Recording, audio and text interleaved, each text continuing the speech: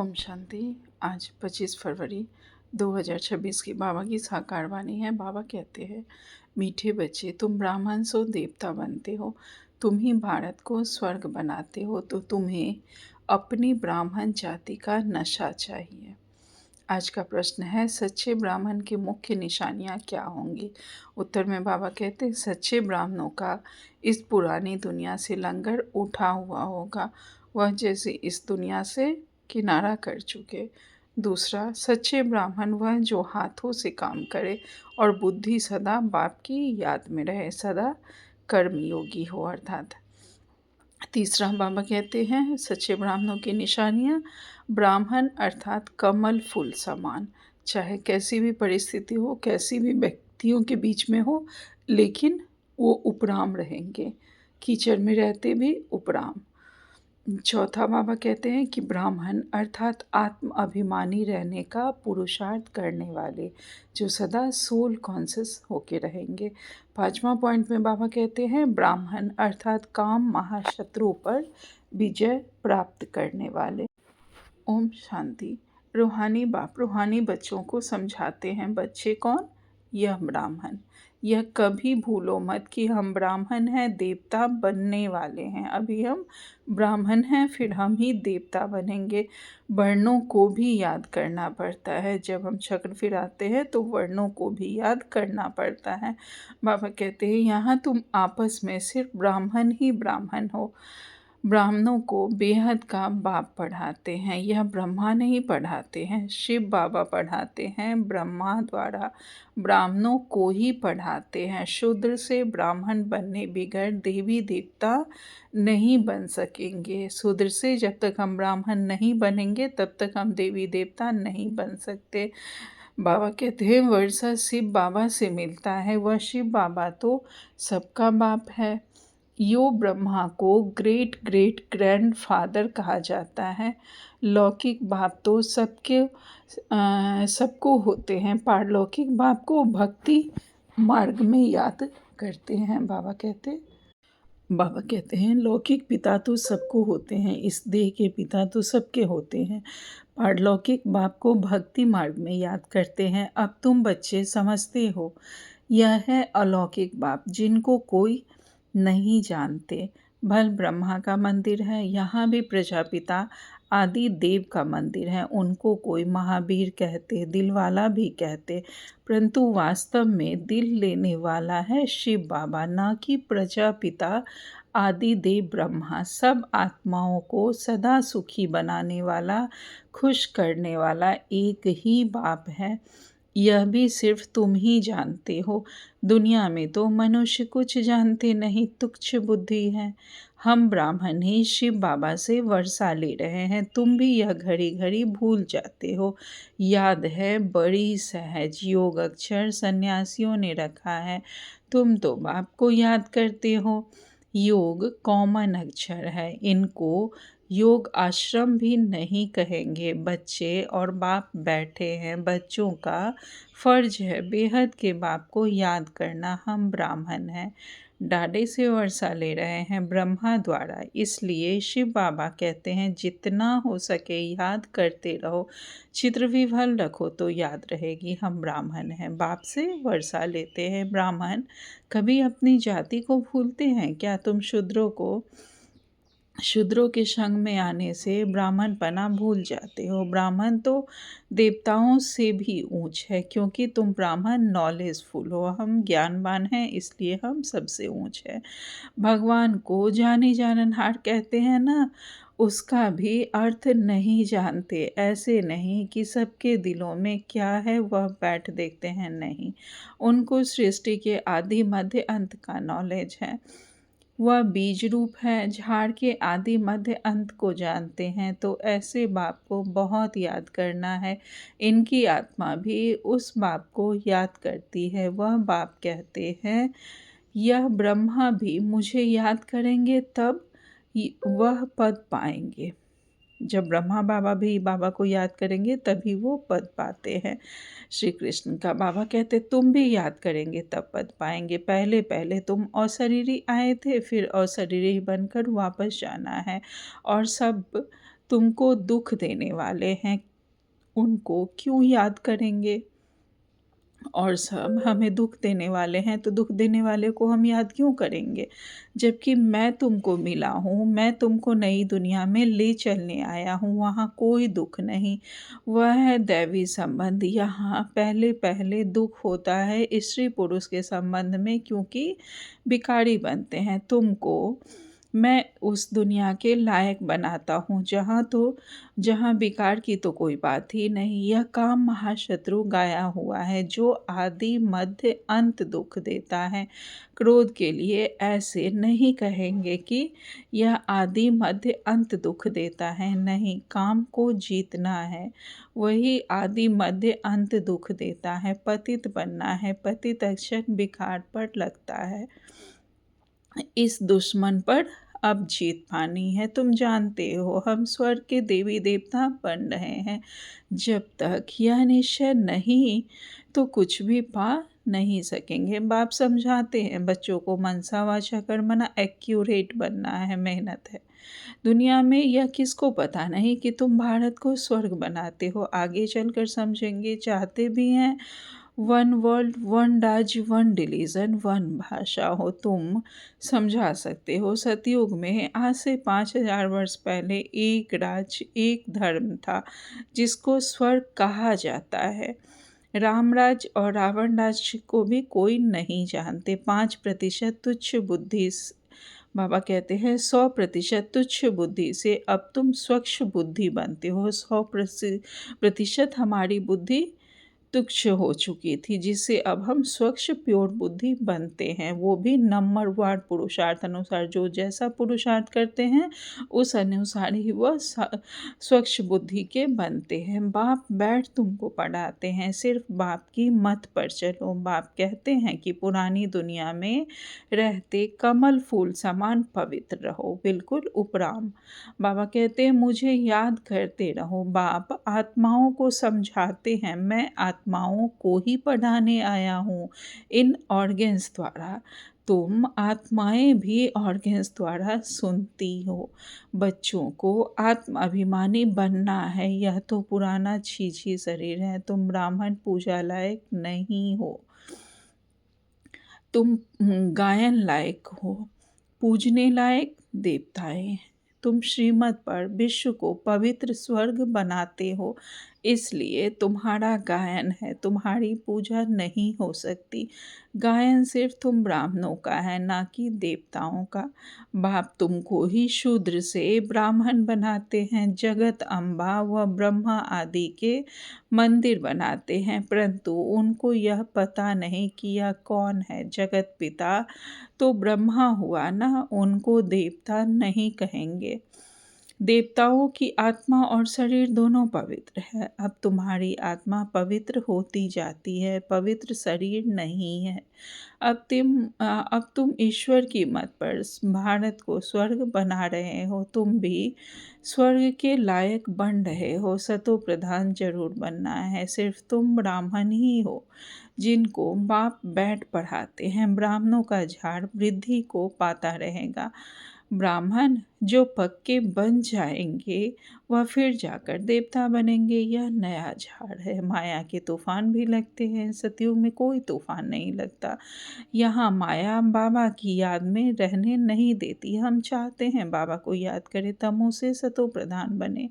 सारा मदार है याद पर। भारत का प्राचीन योग मशहूर है। विलायत वाले भी चाहते हैं प्राचीन योग कोई आकर सिखाए। अब योग भी 2 प्रकार के होते हैं, एक है हठ योगी, दूसरा है राजयोगी। तुम हो राजयोगी। यह भारत का प्राचीन राजयोग है, जो बाप ही सिखलाते हैं। सिर्फ गीता में मेरे बदले श्री कृष्ण का नाम डाल दिया है, शिव बाबा के बदले श्री कृष्ण का नाम डाल दिया। कितना फर्क हो गया है। शिव जयंती होती है तो बैकुंठ की भी जयंती होती है, जिसमें श्री कृष्ण का राज्य है।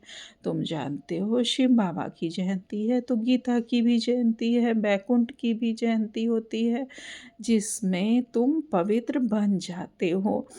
कल पहले मुआफिक स्थापना करते हैं। अब बाप कहते हैं मुझे याद करो। याद न करने से माया कुछ न कुछ विकर्म करा देती है। याद नहीं किया और लगी चमाट। याद में रहने से चमाट नहीं खाएंगे। यह बॉक्सिंग होती है, तुम जानते हो। हमारा दुश्मन कोई मनुष्य नहीं है, रावण है दुश्मन। बाप कहते हैं इस समय की शादी बर्बादी है, एक दो की बर्बादी करते हैं, पतित बना देते हैं। अब पारलौकिक बाप ने ऑर्डिनेंस निकाला है, बच्चे यह काम महाशत्रु हैं, इन पर जीत पहनो और पवित्रता की प्रतिज्ञा करो। कोई भी पतित ना बने। जन्म जन्मांतर तुम पतित बने हो इस विकार से, इसलिए काम महाशत्रु कहा जाता है। साधु संत सब कहते हैं पतित पावन आओ। सतयुग में पतित कोई होता नहीं। बाप आकर ज्ञान से सर्व की सद्गति करते हैं। अब सभी दुर्गति में है, ज्ञान देने वाला कोई नहीं। ज्ञान देने वाला एक ही ज्ञान का सागर है। ज्ञान से दिन है राम का, रात है रावण की। इन अक्षरों का यथार्थ अर्थ तुम बच्चे समझते हो, सिर्फ पुरुषार्थ में कमजोरी है। बाप तो बहुत अच्छी रीति समझाते हैं। तुमने 84 जन्म पूरे किए हैं, अब पवित्र बनकर वापस जाना है। तुमको तो शुद्ध अहंकार होना चाहिए। हम आत्माएं बाबा की मत पर इस भारत को स्वर्ग बना रहे हैं, जिस स्वर्ग में फिर हम राज्य करेंगे। जितनी मेहनत करेंगे उतना पद पाएंगे। चाहे राजा रानी बनो चाहे प्रजा बनो। राजा रानी कैसे बनते हैं वह भी देख रहे हो। फॉलो फादर गाया जाता है। अब की बात है, लौकिक संबंध के लिए नहीं कहा जाता, यह बाप मत देते हैं। माँ में कम याद करो तो भी कर्म विनाश होंगे। तुम समझते हो हम अभी श्रीमत पर चलते हैं, बहुतों की सेवा करते हैं। बच्चे बाप के पास आते हैं तो शिव बाबा भी ज्ञान से बहलाते हैं, यह भी तो सीखते हैं ना।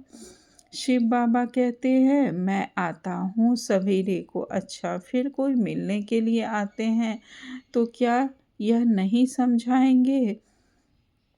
ऐसे कहेंगे क्या कि बाबा आप आकर समझाओ, मैं नहीं समझाऊंगा? यह बड़ी गुप्त और गुह्य बातें हैं ना। मैं तो सबसे अच्छा समझा सकता हूँ। तुम ऐसे क्यों समझते हो कि शिव बाबा ही समझाते हैं? यह नहीं समझाते होंगे, यह भी जानते हो। कल पहले इसने समझाया है तभी यह पद पाया है। मम्मा भी समझाती थी ना, वह भी ऊंच पद पाती है। मम्मा बाबा को सूक्ष्म बतन में देखते हैं तो बच्चों को फॉलो फादर करना है। सरेंडर होते भी गरीब हैं, साहूकार तो हो न सके। गरीब ही कहते हैं बाबा यह सब कुछ आपका है। शिव बाबा तो दाता है, यह कभी लेता नहीं है। बच्चों को कहते हैं यह सब कुछ तुम्हारा है। मैं अपने लिए महल यहाँ न वहाँ बनाता हूँ, तुमको स्वर्ग का मालिक बनाता हूँ। अब इन ज्ञान रत्नों से झोली भरनी है। मंदिरों में जाकर कहते हैं मेरी झोली भरो, परंतु किस प्रकार की, किस चीज़ की झोली भर दो? झोली भरने वाली तो लक्ष्मी है जो पैसा देती है। शिव के पास तो जाते नहीं, शंकर के पास जाकर कहते हैं समझते हैं शिव और शंकर एक ही है, परंतु ऐसे थोड़े ही है। बाप आकर सत्य बात बताते हैं। बाप है ही दुख हरता सुख करता। तुम बच्चों को गृहस्थ व्यवहार में भी रहना है, धंधा भी करना है। हर एक अपने लिए राय पूछते हैं। बाबा हमको इस बात में झूठ बोलना पड़ता है। बाप हर एक की नब्ज देख राय देते हैं, क्योंकि बाप समझते हैं मैं कहूँ और कर न सके ऐसी राय ही क्यों दूँ। नब्ज देख राय दी जाती है, जो कर भी सके कहूँ और करे नहीं तो नाफरमान वदार की लाइन में आ जाए। हर एक का अपना अपना हिसाब किताब है, सर्जन तो एक ही है, उनके पास आना पड़े वह पूरी राय देंगे। बाबा कहते हैं सबको पूछना चाहिए। बाबा इस हालत में हमको कैसे चलना चाहिए? अब क्या करें? बाप स्वर्ग में तो ले जाते हैं, तुम जानते हो स्वर्गवासी तो बनने वाले हैं। अब हम संगमवासी हैं। तुम अब न नर्क में हो न स्वर्ग में हो। जो जो ब्राह्मण बनते हैं उनका लंगर इस चीची दुनिया से उठ चुका है। तुमने कलयुगी दुनिया का किनारा छोड़ दिया है। कोई ब्राह्मण तीखा जा रहा है याद की यात्रा में, कोई कम, कोई हाथ छोड़ देते हैं अर्थात फिर कलयुग में चले जाते हैं। तुम जानते हो कि भैया हमको अब ले जा रहा है। वह यात्रा तो अनेक प्रकार की है, तुम्हारी एक ही यात्रा है। यह बिल्कुल न्यारी यात्रा है। हाँ, तूफान आते हैं जो याद को तोड़ देते हैं। इस याद की यात्रा को अच्छी रीति पक्का करो, मेहनत करो। तुम कर्म योगी हो, जितना हो सके हाथ काट दे, दिल यार दे। आधा कल्प तुम आशिक मासूक को याद करते आए हो। बाबा, यहाँ बहुत दुख है, अब हमको सुखधाम का मालिक बनाओ। याद की यात्रा में रहेंगे तो तुम्हारे पाप खलास हो जाएंगे। तुमने ही स्वर्ग का वर्षा पाया है, अब गवाया है भारत स्वर्ग था। तब कहते हैं प्राचीन भारत, भारत को ही बहुत मान देते हैं, सबसे बड़ा भी है, सबसे पुराना भी है। अब तो भारत कितना गरीब है, इसलिए सब उनको मदद करते हैं। वो लोग समझते हैं हमारे पास बहुत अनाज हो जाएगा, कहाँ से मांगना नहीं पड़ेगा। परंतु यह तुम जानते हो विनाश सामने खड़ा है। जो अच्छी तरह से समझते हैं उन्हों को अंदर बहुत खुशी रहती है। प्रदर्शनी में कितने आते हैं, कहते हैं तुम सत्य कहते हो, परंतु यह समझे कि हमको बाप से वर्षा लेना है। यह थोड़े ही बुद्धि में बैठता है, यहाँ से बाहर जा निकले खलास। तुम जानते हो बाबा हमको स्वर्ग में ले जाता है, वहाँ न गर्भ जेल में न उस बाबा कहते वहाँ न गर्भ जेल में न उस जेल में जाएंगे। अभी जेल की यात्रा कितनी सहज हो गई है, फिर सतयुग में कभी जेल का मुख नहीं देखना पड़ेगा, दोनों जेल नहीं रहेगी।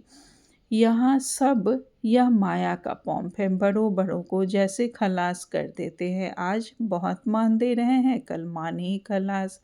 आज हर एक बात क्विक होती है, मौत भी क्विक होते रहेंगे। सतयुग में ऐसे कोई उपद्रव होते नहीं, आगे चल देखना क्या होता है, बहुत भयंकर सीन है। तुम बच्चों ने साक्षात्कार की भी किया है, बच्चों के लिए मुख्य है याद की यात्रा। अच्छा, मीठे मीठे से खिलते बच्चों प्रति माता पिता बाप दादा का याद प्यार और गुड मॉर्निंग। रूहानी बाप के रूहानी बच्चों को नमस्ते। हम सब रूहानी बच्चों की रूहानी माता पिता बाप दादा को याद प्यार, गुड मॉर्निंग और नमस्ते नमस्ते नमस्ते। शुक्रिया बाबा, आपका पद्मा पदम शुक्रिया। आज धारणा के लिए मुख्य सार में बाबा ने पहली पॉइंट कही है, मनसा वाचा कर्मणा, बहुत बहुत एक्यूरेट बनना है। ब्राह्मण बनकर कोई भी शूद्र के कर्म नहीं करने हैं। दूसरी पॉइंट में बाबा ने कहा है, बाबा से जो राय मिलती है उस पर पूरा पूरा चल कर फरमानवदार बनना है। कर्म योगी बन हर कार्य करना है, सर्व की झोली ज्ञान रत्नों से भरनी है। आज बाबा ने हमें वरदान दिया है कर्म योगी भव। बाबा कहते हैं डबल लाइट बन कर्मातीत अवस्था का अनुभव करने वाले कर्मयोगी भव। विस्तार में बाबा कहते हैं जैसे कर्म में आना स्वाभाविक हो गया, वैसे कर्मातीत होना भी स्वाभाविक हो जाए।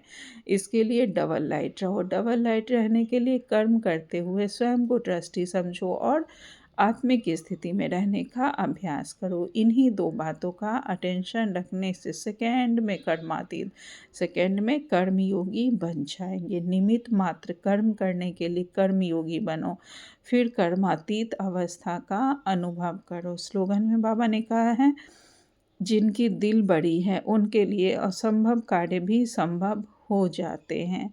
आज का व्यक्ति सारे हैं, आप में जो भी विशेषताएं हैं उनको सामने रखो, कमजोरियों को नहीं। जो हमारी विशेषताएं हैं उसे सामने रखो और देखो।